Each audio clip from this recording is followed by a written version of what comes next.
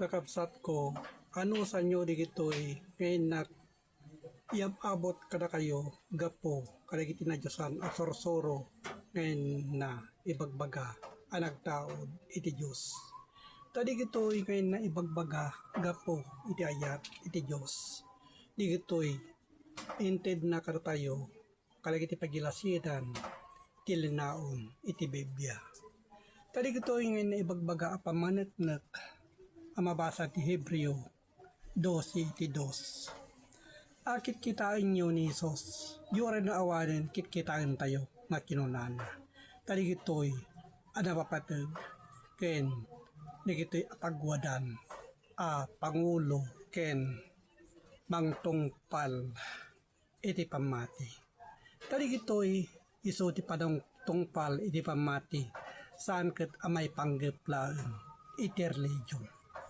Tadi gito'y as pasasao no may panggap iti religion iso dayta iti nakaugalyan laeng gapo iti pamati iso agapo iti rag-o maikabil sangwanan da inibturan na iti cross niya po nga Jesucristo iti palangibaklay di gito'y asasaw ngayon na ibagbaga.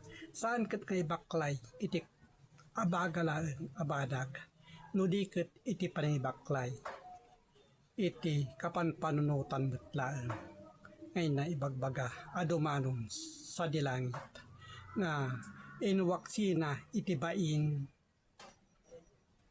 kat nagtugaw iti makanawan iti trono iti Diyos.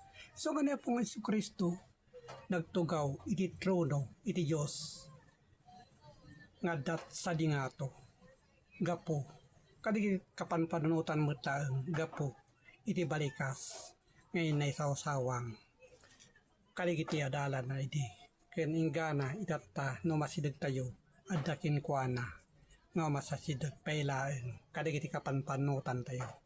So kadi gito'y ngayon na ibagbaga apamaneknek amabasa iti Hebreo 12 iti 4. Di kay pa'y nagsagaba agingga iti dara asimarangit iti basol.